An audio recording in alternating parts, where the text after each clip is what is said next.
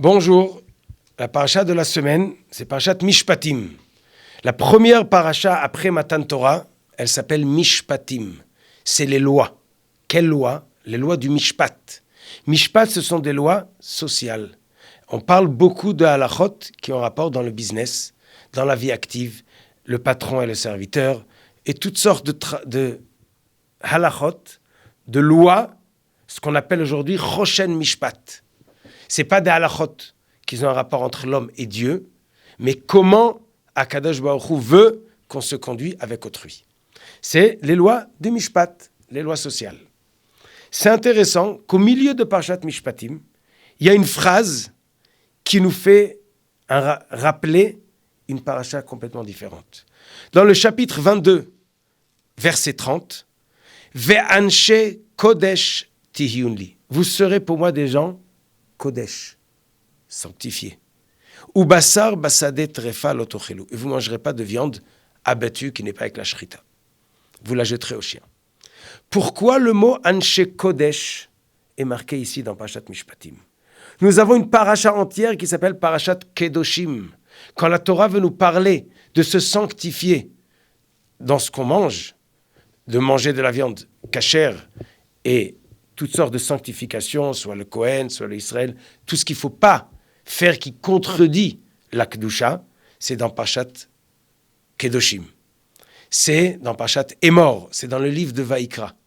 Et ici, dans le livre de Shemot, dans la Parashat Mishpatim, on nous parle au milieu des lois sociales, Ve'anshe kodesh tihiyunli. Pourquoi? Quel rapport?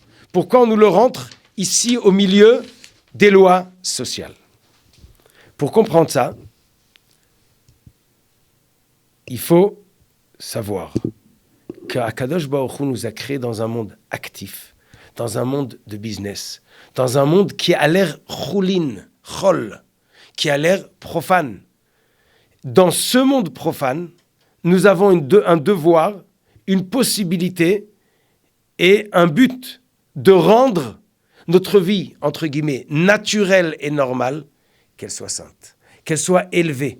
La même chose, on peut le faire de deux façons. Les hommes se marient et les havdil, les animaux aussi s'accouplent. Les hommes mangent, les animaux mangent.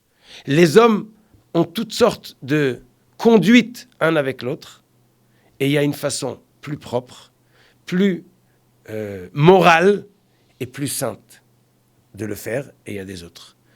On peut gagner son argent d'une façon droite, sans tricher, et on peut tricher. C'est la même chose. C'est avoir de l'argent qui est matériel pour acheter quelque chose de matériel, à manger, une maison, une voiture ou n'importe quoi. Mais ça se passait par un chemin qui n'est pas propre. Au milieu des lois sociales, vient la Torah nous dit Anshe kodesh tihiyunli. Le but dans toutes ces choses-là, c'est technique aussi, pour que la société marche. Mais en réalité, à travers ça, tu peux t'élever et monter au degré de Kedusha. Et le but, c'est d'arriver à rendre la vie de tous les jours Kadosh. Et après Matan Torah tout de suite, après qu'on a vu le feu et on a entendu Akadosh Baruch Hu, tout le peuple juif était en bas du Har Sinaï et il a vu Dieu descendre, donner l'étape de la loi du ciel. Tout de suite après on nous dit, tout ce que tu as vu, tout ce que tu as ressenti, toutes ces grandes lumières, tu vas les amener dans ta vie de tous les jours. Tout ce que tu vas faire, n'importe quoi, les choses les plus techniques, tu peux les rendre saintes. Yehi Ratzon, qu'on réussisse que toute notre vie, tout ce qu'on fasse, on soit des Anshe Kodesh et qu'on voie la lumière et la sainteté dans tous nos actes, tout le long de notre vie. Shabbat Shalom et à la semaine prochaine.